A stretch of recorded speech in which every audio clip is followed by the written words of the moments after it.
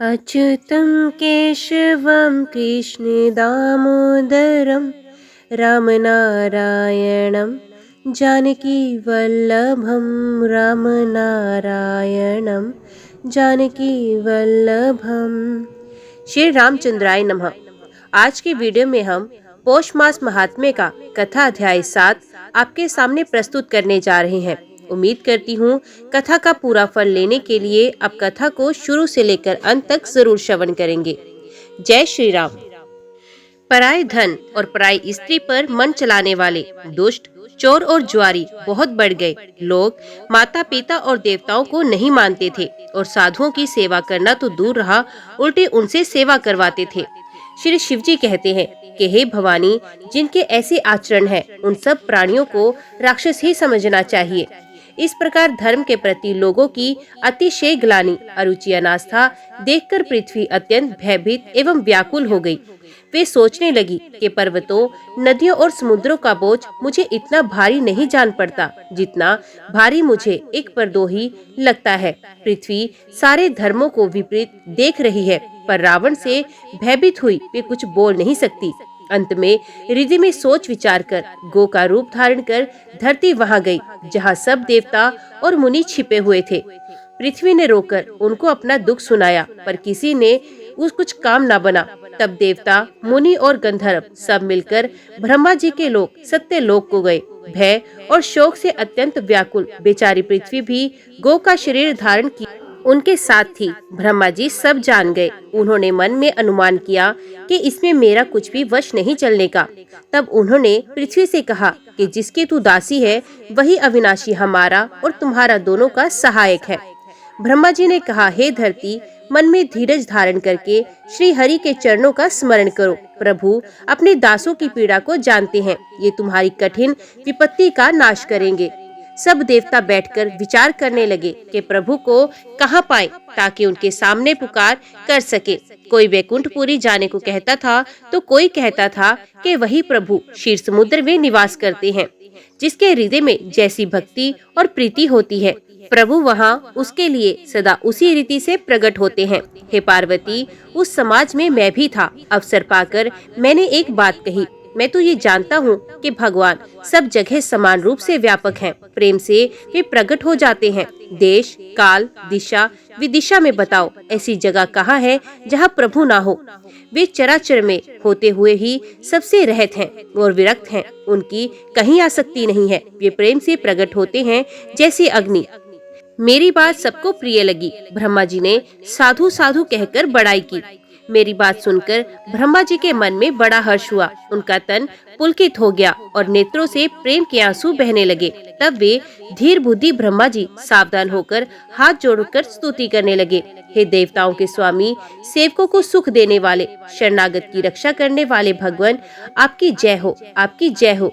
हे गो ब्राह्मणों का हित करने वाले, असुरों का विनाश करने वाले, समुद्र की कन्या के प्रिय स्वामी, आपकी जय हो। हे देवता, पृथ्वी का पालन करने वाले, आपकी लीला अद्भुत है, उसका भेद कोई नहीं जानता। ऐसे जो स्वभाव से ही कृपालु और दीन दयालु हैं, वे ही हम पर कृपा करें। हे अविनाशी, सबके हृदय में निवास करने वाले, अंतर्यामी, सर्वव्यापक, परम आनंद स्वरूप, अजय, इंद्रियों से परे, पवित्र चरित्र, माया से रहित मुकुंद, मोक्षदाता, आपकी जय हो। जय हो। इस लोक और परलोक के सब भोगों से विरक्त तथा मोह से अथवा सर्वथा छूटे हुए ज्ञानी मुनिवृंद भी अत्यंत अनुरागी प्रेमी बनकर जिनका दिन रात ध्यान करते हैं और जिनके गुणों के समूह का गान करते हैं, उस सच्चिदानंद की जय हो। जिन्होंने बिना किसी दूसरे संगी अथवा सहायक के अकेले ही या स्वयं अपने को त्रिगुण रूप ब्रह्मा विष्णु शिव रूप बनाकर अथवा बिना किसी उपादान कारण के अर्थात स्वयं ही सृष्टि का अभिन्न निमित्तोपादान कारण बनाकर 3 प्रकार की सृष्टि उत्पन्न की, वे पापों का नाश करने वाले भगवान हमारी सुध ले।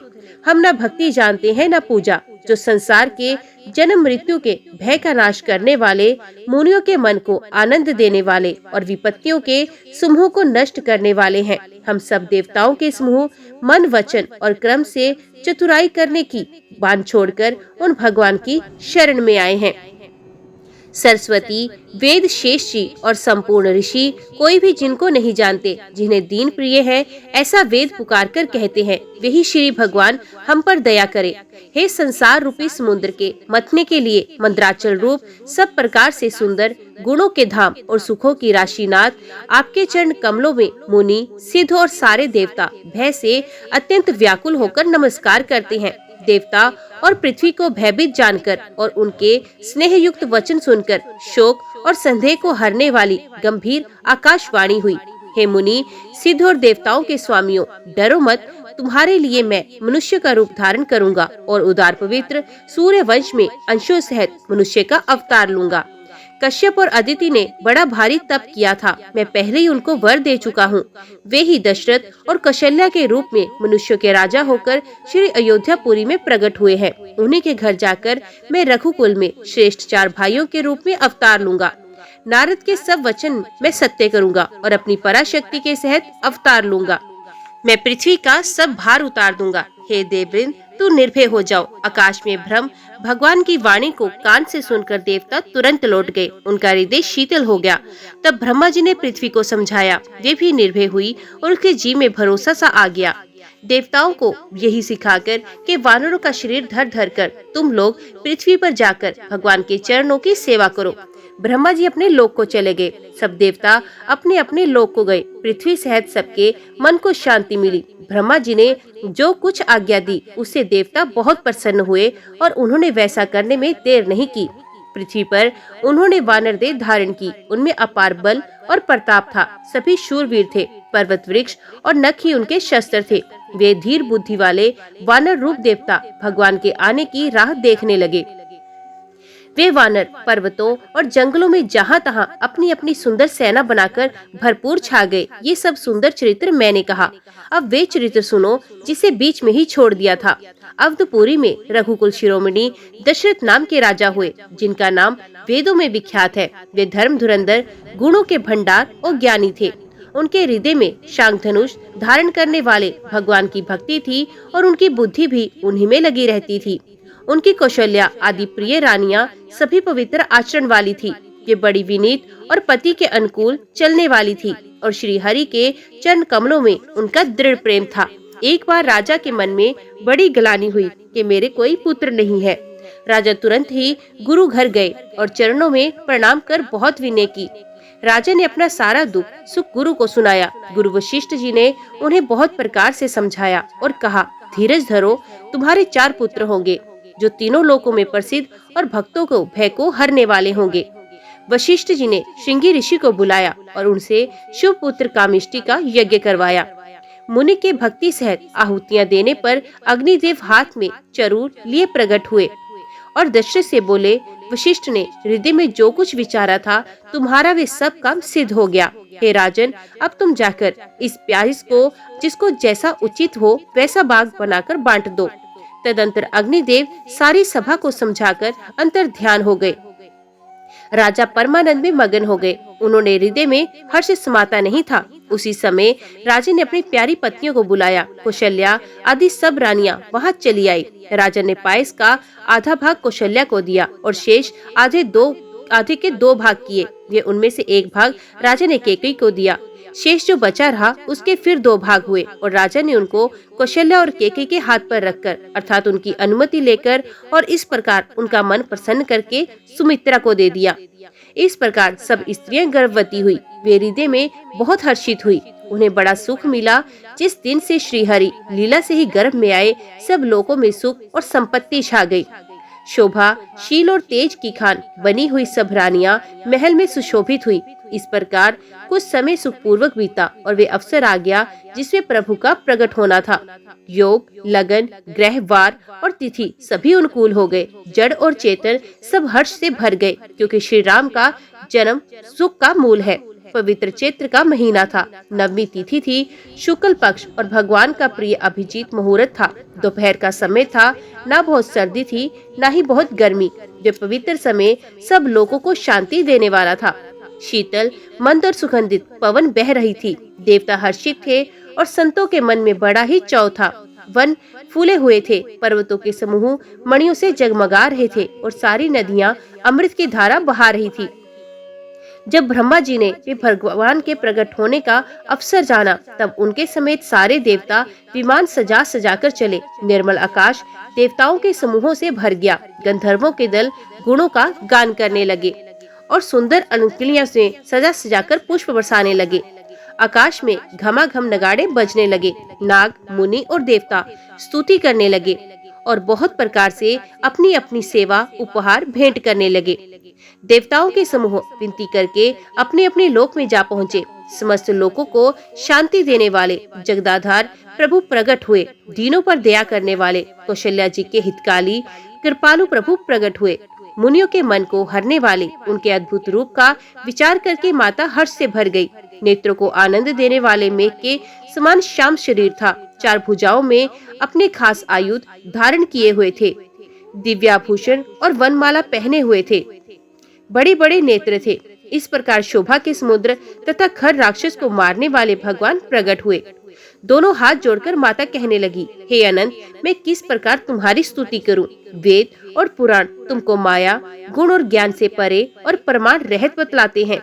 श्रुतियाँ और संतजन दया और सुख का समुद्र, सब गुणों का धाम कहकर जिनका गान करते हैं, वही भक्तों पर प्रेम करने वाले लक्ष्मीपति भगवान मेरे कल्याण के लिए प्रकट हुए हैं। वेद कहते हैं कि तुम्हारे प्रत्येक रोम में माया के रचे हुए अनेकों ब्रह्मांड के समूह भरे हैं।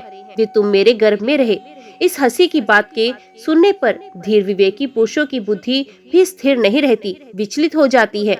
जब माता को ज्ञान उत्पन्न हुआ, तब प्रभु मुस्कुराए। वे बहुत प्रकार के चित्र करना चाहते हैं, अतः उन्होंने पूर्व जन्म की सुंदर कथा कहकर माता को समझाया, जिससे उन्हें पुत्र का वात्सल्य प्रेम प्राप्त हो, भगवान के प्रति पुत्र भाव हो जाए। माता की वे बुद्धि बदल गई। तब वे फिर बोली, हे तात, ये रूप छोड़कर अत्यंत प्रिय बाल लीला करो। मेरे लिए ये सुख परम अनुभव होगा। माता का ये वचन सुनकर देवताओं के स्वामी सुजान भगवान ने बालक रूप होकर रोना शुरू कर दिया। तुलसीदास जी कहते हैं, जो इस चरित्र का गान करते हैं, वे श्री हरि का पद पाते हैं और फिर संसार रूपी कूप में नहीं गिरते। ब्राह्मण, गौ देवता और संतों के लिए भगवान ने मनुष्य का अवतार लिया। वे अज्ञान में मलिना माया और उसके गुण सतरज तम और बाहरी तथा भीतरी इंद्रियों से परे है। उनका दिव्य शरीर अपनी इच्छा से ही बना है, किसी कर्म बंधन से परवश होकर त्रिगुणात्मक भौतिक पदार्थों के द्वारा नहीं। बच्चे के रोने की बहुत ही प्यारी ध्वनि सुनकर सब रानियां उतावली होकर दौड़ी चली आई। दासियां हर्षित होकर जहां तहां दौड़ी। सारे पूर्ववासी आनंद में मगन हो गए। राजा दशरथ जी पुत्र का जन्म कानों से सुनकर मानो ब्रह्मानंद में समा गए। मन में अतिशय प्रेम है, शरीर पुलकित हो गया। आनंद में अधीर हुई, बुद्धि को धीरज देकर और प्रेम में शिथिल हुए शरीर को संभालकर वे उठना चाहते हैं। जिनका नाम सुनने से ही कल्याण होता है, वही प्रभु मेरे घर आए हैं। ये सोचकर राजा का मन परम आनंद से पूर्ण हो गया। उन्होंने बाजे वाले को बुलाकर कहा कि बाजा बजाओ। गुरु वशिष्ठ जी के पास बुलावा गया। वे ब्राह्मणों को साथ लिए राजद्वार पर आए। उन्होंने जाकर अनुपम बालक को देखा, जो रूप की राशि है और जिसके गुण कहने से समाप्त नहीं होते। फिर राजा ने नंदीसुख श्राद्ध करके सब जातकर्म संस्कार आदि किए और ब्राह्मणों को सोना, गो, वस्त्र और मणियों को दान किया। ध्वजा, पताका और तोरणों से नगर छा गया। जिस प्रकार से वे सजाया गया, उसका तो वर्णन ही नहीं हो सकता। आकाश से फूलों की वर्षा हो रही है। सब लोग ब्रह्मानंद में मगन हैं। स्त्रियां झुंड के झुंड मिलकर चली। स्वाभाविक श्रृंगार किए ही वे उठ दौड़ी। सोने का कलश लेकर और थालों में मंगल द्रव्य भरकर गाती हुई राजद्वार में प्रवेश करती हैं। वे आरती करके निशावर करती हैं और बार बार बच्चे के चरणों पर गिरती हैं। मागध, सूत, वंदीजन और गवैये रघुकुल के स्वामी के पवित्र गुणों का गान करते हैं। राजा ने सब किसी को भरपूर दान दिया। जिसने पाया उसने भी नहीं रखा, लुटा दिया। नगर की सभी गलियों के बीच बीच में कस्तूरी, चंदन और केसर की कीचमीच मच गई। घर घर मंगल में बधावा बजने लगा, क्योंकि शोभा के मूल भगवान प्रकट हुए हैं। नगर के स्त्री पुरुषों के झुंड जहाँ तहाँ आनंद मगन हो रहे हैं। कैकेयी और सुमित्रा, इन दोनों ने भी सुंदर पुत्रों को जन्म दिया। उस सुख, संपत्ति, समय और समाज का वर्णन सरस्वती और सर्पों के राजा शेष जी भी नहीं कर सकते। अवधपुरी इस प्रकार सुशोभित हो रही है मानो रात्रि प्रभु से मिलने आई हो और सूर्य को देखकर मानो मन में सकुचा रही हो, परंतु फिर भी मन में विचार कर वे मानो संध्या बनकर कह रही हो। अगर की धूप का बहुत सा धुआं मानो संध्या का अंधकार हो और जो अबीर उड़ रहा है वे उसकी ललाई हो। महलों में जो मणियों के समूह है वे मानो तारागण है। राजमहल का जो कलश है वही मानो श्रेष्ठ चंद्रमा है। राजभवन में जो अति कोमल वाणी से वे ध्वनि हो रही है वही मानो समय से समय अनुकूल सनी हुई पक्षियों की चहचहाहट है।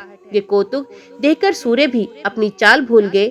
1 महीना उन्होंने जाता हुआ न जाना, अर्थात उन्हें 1 महीना वहीं बीत गया, महीने भर का दिन हो गया।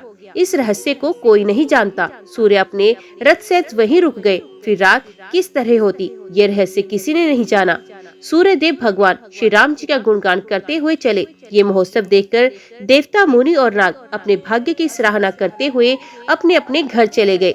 हे पार्वती, तुम्हारी बुद्धि श्री राम जी के चरणों में बहुत दृढ़ है, इसलिए मैं और भी अपनी एक चोरी की बात कहता हूँ, सुनो। काकभूषणी और मैं दोनों वहाँ साथ साथ थे, परंतु मनुष्य रूप में होने के कारण हमें कोई जान न सका। परम आनंद और प्रेम के सुख में फूले हुए हम दोनों मगन मन से मस्त हुए गलियों में तन मन की शुद्धि भूले हुए फिरते थे, परंतु ये शुभ चरित्र वही जान सकता है जिस पर श्री राम जी की कृपा हो। उस अवसर पर जो जिस प्रकार आया, जिसके मन को जो अच्छा लगा, राजा ने उसे वही दिया। हाथी, रथ, घोड़े, सोना, गोए, हीरे और भांति भांति के वस्त्र राजा ने दिए। राजा ने सबके मन संतुष्ट किए। इसी से सब लोग जहाँ तहाँ आशीर्वाद दे रहे थे कि तुलसीदास के स्वामी सपुत्र चारों राजकुमार चिरंजीवी दीर्घायु होंगे। इस प्रकार कुछ दिन बीत गए। दिन और रात जाते हुए जान नहीं पड़ते। तब नामकरण संस्कार का समय जानकर राजा ने ज्ञानी मुनि श्री वशिष्ठ जी को बुलावा भेजा। मुनि की पूजा करके राजा ने कहा, हे मुनि, अपने मन में जो विचार रखे हैं वे नाम रखिए। मुनि ने कहा, हे राजन, इनके अनेक अनुपम नाम हैं, फिर भी मैं अपनी बुद्धि के अनुसार कहूँगा। ये जो आनंद के समुद्र और सुख की राशि हैं, जिस आनंद सिंधु के एक कण से तीनों लोग सुखी होते हैं, उन आपके सबसे बड़े पुत्र का नाम राम है, जो सुख का भवन और संपूर्ण लोकों का शांति देने वाला है। जो संसार का भरण पोषण करते हैं, उन आपके दूसरे पुत्र का नाम भरत होगा, जिनके स्मरण मात्र से शत्रु का नाश होता है। उनका वेदों में प्रसिद्ध शत्रुघ्न नाम होगा। जो शुभ लक्षणों के धाम श्री राम जी के प्यारे और सारे जगत के आधार है। गुरु वशिष्ठ जी ने उनका लक्ष्मण ऐसा श्रेष्ठ नाम रखा। गुरु जी ने हृदय में विचार करके ये नाम रखे और कहा, हे राजन, तुम्हारे चारों पुत्र वेद के तत्व साक्षात प्रातपर भगवान हैं, जो मुनियों के धन, भक्तों के सर्वस्व और शिव जी के प्राण हैं। उन्होंने इस समय तुम लोगों के प्रेमवश बाल लीला के रस में सुख माना है। बचपन से ही श्री रामचंद्र जी को अपना परम हितैषी स्वामी जानकर लक्ष्मण जी ने उनके चरणों में प्रीति जोड़ ली। भरत और शत्रुघ्न दोनों भाइयों में स्वामी और सेवक की जिस प्रीति की प्रशंसा है, वैसी प्रीति हो गई। श्याम और गौर शरीर वाली दोनों सुंदर जोड़ियों की शोभा को देखकर माताएं तृण तोड़ती हैं, जिसमें दीठ ना लग जाए। यो तो चारों ही पुत्र शील, रूप और गुण के धाम हैं, तो भी सुख के शिर सुमुंदर श्री रामचंद्र जी सबसे अधिक हैं। उनके हृदय में कृपा रूपी चंद्रमा प्रकाशित है। उनकी मन को हरने वाली हंसी उस कृपा रूपी चंद्रमा की किरणों को सूचित करती है। कभी गोद में लेकर और कभी उत्तम पालने में लिटाकर माता प्यारे ललना कहकर दुलार करती है। जो सर्वव्याकर, निरंजन, निर्गुण, विनोद रहित और अजन्मा प्रभु हैं, वही प्रेम और भक्ति के वश कौशल्या जी की गोद में खेल रहे हैं। उनके नील कमल और गंभीर जल से भरे हुए मेघ के समान श्याम शरीर में करोड़ों कामदेवों की शोभा है। लाल लाल चरण कमलों के नखों की शुभ्र ज्योति ऐसे मालूम होती है जैसे लाल कमल के पत्तों पर मोती स्थिर हो गए हों। चरण तलों में वज्र, ध्वजा, अंकुश के चिन्ह शोभित हैं। नुपुर की ध्वनि सुनकर मुनियों का भी मन मोहित हो जाता है। कमर में करधनी, पेट पर 3 रेखाएं हैं। नाभि को गंभीरता को तो वही जानते हैं जिन्होंने उसे देखा है। बहुत से आभूषणों से सुशोभित विशाल भुजाएं हैं। हृदय पर बाघ के नख की बहुत ही निराली छटा है। छाती पर रत्नों से युक्त मणियों के हार की शोभा और ब्राह्मण के चरण चिन्ह को देखते ही मन लुभा जाता है। कंठ शंख के समान उतार चढ़ाव वाला 3 रेखाओं से सुशोभित है और ठोड़ी बहुत ही सुंदर है। मुख पर असंख्य कामदेवों की छटा छा रही है। 2 सुंदर दंतुलियां हैं, लाल लाल होंठ हैं, नासिका और तिलक के सौंदर्य का तो वर्णन ही कौन कर सकता है। सुंदर कान और बहुत ही सुंदर गाल हैं। मधुर तोतले शब्द बहुत ही प्यारे लगते हैं। जन्म के समय से रखे हुए चिकने और घुंघराले बाल हैं, जिनको माता ने बहुत प्रकार से बनाकर संवार दिया है। शरीर पर पीली झंगोली पहनाई हुई है। उनका घुटनों और हाथों के बल चलना मुझे बहुत ही प्यारा लगता है। उनके रूप का वर्णन वेद और शेष जी भी नहीं कर सकते। उसे वही जानता है जिसने कभी स्वप्न में भी नहीं देखा। जो सुख के पुंज, मोह से परे तथा ज्ञान, वाणी और इंद्रियों से अतीत हैं, वे भगवान दशरथ कौशल्या के अत्यंत प्रेम के वश में होकर पवित्र बाल लीला करते हैं।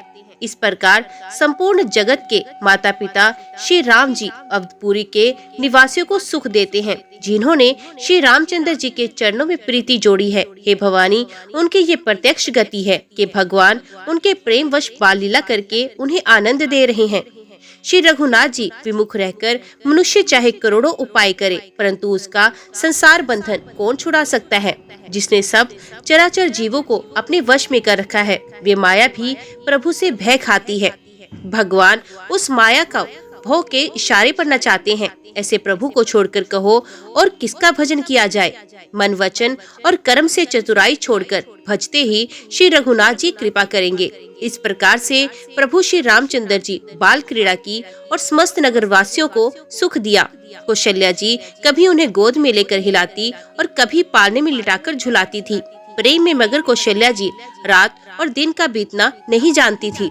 पुत्र के स्नेहवश माता उनके बाल चरित्रों का गान किया करती। एक बार माता ने श्री रामचंद्र जी को स्नान कराया और श्रृंगार करके पालने पर पौड़ा दिया। फिर अपने कुल के इष्ट देव भगवान की पूजा के लिए स्नान किया।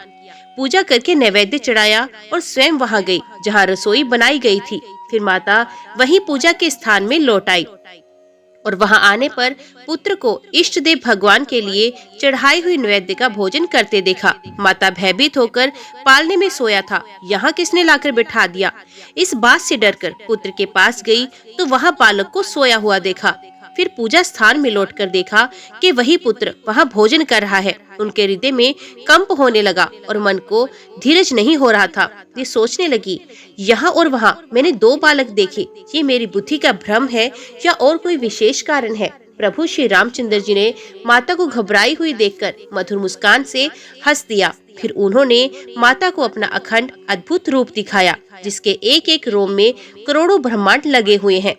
अगिंत सूर्य, चंद्रमा, शिव, ब्रह्मा, बहुत से पर्वत, नदियां, समुद्र, पृथ्वी, वन, काल, क्रम, गुण, ज्ञान और स्वभाव देखे और वे यथार्थ भी देखे जो कभी सुने नहीं थे। सब प्रकार से बलवती माया को देखा कि वे भगवान के सामने अत्यंत भयभीत हाथ जोड़े खड़ी है। जीव को देखा जिसे वे माया नचाती है और फिर भक्ति को देखा जो उस जीव को माया से छुड़ा देती है। माता का शरीर पुलकित हो गया, मुख से वचन नहीं निकलता। तब आंखें मूंदकर उसने श्री रामचंद्र जी के चरणों में सर नवाया। माता को आश्चर्यचकित देखकर घर के शत्रु श्री राम जी फिर बाल रूप में हो गए। माता से स्तुति भी नहीं की जा रही थी। वे डर गई कि मैंने जगत पिता परमात्मा को पुत्र करके जाना। श्री हरि ने माता को बहुत प्रकार से समझाया और कहा, हे माता सुनो, ये बात कहीं पर कहना नहीं। कौशल्या जी बार बार हाथ जोड़कर विनय करती हैं कि प्रभु मुझे आपकी माया अब कभी न व्यापे। भगवान ने बहुत प्रकार से बाल लीलाएं की और अपने सेवकों का अत्यंत आनंद दिया। कुछ समय बीतने पर चारों भाई बड़े होकर कुटुंबियों को सुख देने लगे। तब गुरुजी जाकर चूड़ा कर्म संस्कार किया। ब्राह्मणों ने फिर बहुत सी दक्षिणा पाई। चारों सुंदर राजकुमार बड़े ही मनोहर अपार चरित्र करते फिरते हैं। जो मन, वचन और क्रम से अगोचर हैं, वही प्रभु दशरथ जी के आंगन में विचर रहे हैं। भोजन करने के समय जब राजा बुलाते हैं तब वे अपने बाल सखाओं के समाज को छोड़कर नहीं आते हैं। कौशल्या जी जब बुलाने जाती हैं तब प्रभु ठुमक ठुमक कर भाग चलते हैं। जिनका वेद नीति इतना ही नहीं कहकर निरूपण करते हैं और शिव जी ने जिनका अंत नहीं पाया, माता उन्हें हठ पूर्वक पकड़ने के लिए दौड़ती हैं। वे शरीर में धूल लपेटे हुए आए और राजा ने हंसकर उन्हें गोद में बिठा लिया। भोजन करते हैं पर चित चंचल है। अवसर पाकर मुंह में दही भात लपटाए किलकारी मारते हुए इधर उधर भाग चले। श्री रामचंद्र जी की बहुत ही सरल, भोली और सुंदर मनभावनी बाल लीलाओं का सरस्वती, शेष जी, शिव जी और वेदों ने गान किया है। जिनका मन इन लीलाओं में अनुरक्त नहीं हुआ, विधाता ने उन मनुष्यों को वंचित कर दिया, नितांत भाग्यहीन बनाया। ज्यों ही सब भाई कुमारावस्था के हुए, त्यों ही गुरु, पिता और माता ने उनका यज्ञोपवीत संस्कार कराया। श्री रघुनाथ जी भाइयों सहित गुरु के घर में विद्या पढ़ने गए और थोड़े ही समय में उनको सब विद्याएं आ गई। चारों वेद जिनके स्वाभाविक श्वास हैं, वे भगवान पढ़े, ये बड़ा कौतुक है। चारों भाई विद्या, विनय, गुण और शील में बड़े निपुण हैं और सब राजाओं की लीलाओं के ही खेल खेलते हैं। हाथों में बाण और धनुष बहुत ही शोभा देते हैं। रूप देखते ही चराचर जड़ चेतन मोहित हो जाते हैं। वे सब भाई जिन गलियों में खेलते हुए निकलते हैं, उन गलियों के सभी स्त्री पुरुष उनको देखकर स्नेह से शिथिल हो जाते हैं अथवा ठिठक कर रह जाते हैं। कौशलपुर के रहने वाले स्त्री पुरुष, बूढ़े और बालक सभी को कृपालु श्री रामचंद्र जी प्राणों से भी बढ़कर प्रिय लगते हैं। श्री रामचंद्र जी भाइयों और इष्ट मित्रों को बुलाकर साथ ले लेते हैं और नित्य वन में जाकर शिकार खेलते हैं। मन में पवित्र समझकर मृगों को मारते हैं और प्रतिदिन लाकर राजा दशरथ जी को दिखलाते हैं। जो मृग श्री रामचंद्र जी के बाण से मारे जाते थे, वे शरीर छोड़कर देवलोक को चले जाते थे।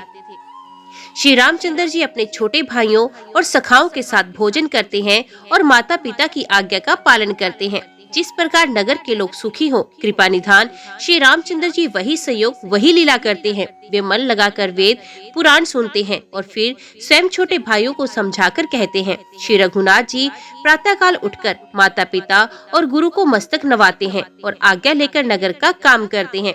उनके चरित्र देख देखकर राजा मन में बड़े हर्षित होते हैं। जो व्यापक, अक्ल, इच्छा रहित, अजन्मा और निर्गुण है तथा जिनका नाम न रूप, वही भगवान भक्तों के लिए नाना प्रकार के अनुपम चरित्र करते हैं। वे सब चरित्र मैंने गाकर बखान कर कहा। अब आगे की कथा मन लगाकर सुनो।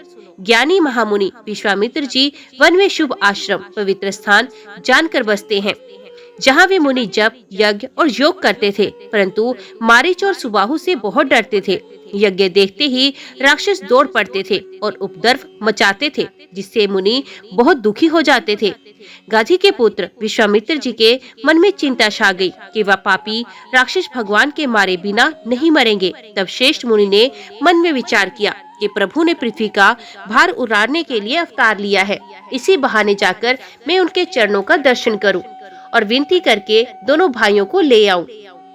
जो ज्ञान, वैराग्य और सब गुणों के धाम है, उन प्रभु को मैं नेत्र भरकर देखूंगा। बहुत प्रकार से मनोरथ होते हुए जाने में देर नहीं लगी। सरयू जी के जल में स्नान करके वे राजा के दरवाजे पर जा पहुँचे।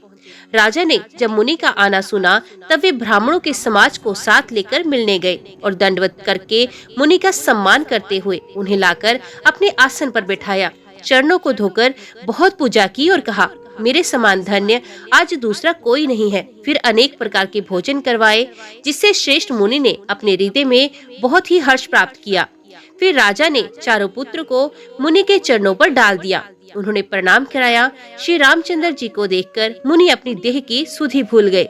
वे श्री रामचंद्र जी के मुख की शोभा देखते ही ऐसे मगन हो गए, मानो चकोर पूर्ण चंद्रमा को देखकर लुभा गया हो। तब राजा ने मन में हर्षित होकर ये वचन कहे, हे मुनि, इस प्रकार कृपा तो आपने कभी नहीं की। आज किस कारण से आपका शुभ आगमन हुआ, कहिए, मैं उसे पूरा करने में देर नहीं लगाऊंगा। मुनि ने कहा, हे राजन, राक्षसों के समूह मुझे बहुत सताते हैं, इसलिए मैं तुमसे कुछ मांगने आया हूँ। छोटे भाई सहित श्री रघुनाथ जी को मुझे दो। राक्षसों के मारे जाने पर मैं सनात सुरक्षित हो जाऊंगा। हे राजन, प्रसन्न मन से इनको दो, मोह और अज्ञान को छोड़ दो। हे स्वामी, इससे तुमको धर्म और सुयश की प्राप्ति होगी और इनका नाम परम कल्याण होगा। इस अत्यंत अप्रिय वाणी को सुनकर राजा का हृदय कांप उठा और उनके मुख की कांति फीकी पड़ गई। उन्होंने कहा, हे ब्राह्मण, मैंने चौथेपन में 4 पुत्र पाए हैं। अपने विचार कर बात नहीं कही। हे मुनि, आप पृथ्वी, गोधन और खजाना मांग लीजिए, मैं आज बड़े हर्ष के साथ अपना सर्वस्व दे दूंगा। देह और प्राण से अधिक प्यारा कुछ भी नहीं होता, मैं उसे भी एक पल में दे दूंगा। सभी पुत्र मुझे प्राणों के समान प्यारे हैं, उनमें भी हे प्रभु, राम को तो किसी प्रकार भी देते नहीं बनता। कहाँ अत्यंत डरावने और क्रूर राक्षस और कहाँ परम किशोर अवस्था के बिल्कुल सुकुमार मेरे सुंदर पुत्र। प्रेम रस में सनी हुई राजा की वाणी सुनकर ज्ञानी मुनि विश्वामित्र जी ने हृदय में बड़ा हर्ष माना। तब वशिष्ठ जी ने राजा को बहुत प्रकार से समझाया, जिससे राजा का संदेह का नाश हो गया। राजा ने बड़े ही आदर से दोनों पुत्रों को बुलाया और हृदय से लगाकर बहुत प्रकार से उन्हें शिक्षा दी और कहा, हे नाथ, ये दोनों पुत्र मेरे प्राण हैं। हे मुनि, अब आप ही इनके पिता हैं, दूसरा कोई नहीं। राजा ने बहुत प्रकार से आशीर्वाद देकर पुत्रों को ऋषि के हवाले कर दिया। फिर प्रभु माता के महल में गए और उनके चरणों में सर नवाकर चले। पुरुषों में सिंह रूप दोनों भाई राम लक्ष्मण मुनि का भय हरने के लिए प्रसन्न होकर चले। वे कृपा के समुद्र, धीर बुद्धि और संपूर्ण विश्व के कारण के भी कारण हैं। भगवान के लाल नेत्र हैं, चौड़ी छाती और विशाल भुजाएं हैं। नील कमल और तमाल के वृक्ष की तरह श्याम शरीर है। कमर में पीताम्बर पहने और सुंदर तरकस कसे हुए हैं। दोनों हाथों में सुंदर धनुष और बाण है। श्याम और गौर वर्ण के दोनों भाई परम सुंदर हैं। विश्वामित्र जी को महान निधि प्राप्त हो गई। वे सोचने लगे, मैं जान गया कि प्रभु ब्राह्मण देव ब्राह्मणों के भक्त हैं। मेरे लिए भगवान ने अपने पिता को भी छोड़ दिया। मार्ग में चले जाते हुए मुनि ने ताड़का को दिखलाया। शब्द सुनते ही वे क्रोध करके दौड़ी। श्री राम जी ने एक ही बाण से उसके प्राण हर लिए और दीन जानकर उसको निज पद अपना दिव्य स्वरूप दिया। तब ऋषि विश्वामित्र ने प्रभु को मन में विद्या का भंडार समझते हुए भी लीला को पूर्ण करने के लिए ऐसी विद्या दी जिससे भूख प्यास ना लगे और शरीर में अतुलित बल और तेज का प्रकाश हो। सब अस्त्र शस्त्र समर्पण करके मुनि प्रभु श्री राम जी को अपने आश्रम में ले आए और उन्हें परम हितु जानकर भक्ति पूर्वक कंदमूल और फल का भोजन कराया। सवेरे श्री रघुनाथ जी ने मुनि से कहा, आप जाकर निडर होकर यज्ञ कीजिए। ये सुनकर सब मुनि हवन करने लगे। अब श्री राम जी यज्ञ की रखवाली पर रहे। ये समाचार सुनकर मुनियों का शत्रु क्रोधी राक्षस मारीच अपने सहायकों को लेकर दौड़ा। श्री राम जी ने बिना फल वाला बाण उसको मारा, जिससे वे 100 योजन के विस्तार वाले समुद्र के पार जा गिरा। फिर सुबाहु को अग्नि बाण मारा। इधर छोटे भाई लक्ष्मण जी ने राक्षसों की सेना का संहार कर डाला। इस प्रकार श्री राम जी ने राक्षसों को मारकर ब्राह्मणों को निर्भय कर दिया। तब सारे देवता और मुनि स्तुति करने लगे। श्री रघुनाथ जी ने वहाँ कुछ दिन और रहकर ब्राह्मणों पर दया की। भक्ति के कारण ब्राह्मणों ने उन्हें पुराणों की बहुत सी कथाएं कही, यद्यपि प्रभु सभी जानते थे। तदंतर मुनि ने आदर पूर्वक समझाकर कहा, हे प्रभु, चलकर एक चरित्र देखिए। रघुकुल के स्वामी श्री रामचंद्र जी धनुष यज्ञ की बात सुनकर मुनि श्रेष्ठ विश्वामित्र जी के साथ प्रसन्न होकर चले। मार्ग में एक आश्रम दिखाई पड़ा। वहाँ पशु पक्षी कोई भी जीव जंतु नहीं था। पत्थर की एक शिला को देखकर प्रभु ने पूछा। तब मुनि ने विस्तार पूर्वक सब कथा कही। गौतम मुनि की स्त्री अहिल्या शापवश पत्थर की देह धारण किए बड़े धीरज से आपके चरण कमलों की धूली चाहती है। हे रघुवीर, इस पर कृपा कीजिए। श्री रामचंद्र जी के पवित्र और शोक को नाश करने वाले चरणों का स्पर्श पाते ही सचमुच वे तपोमूर्ति अहिल्या प्रकट हो गई।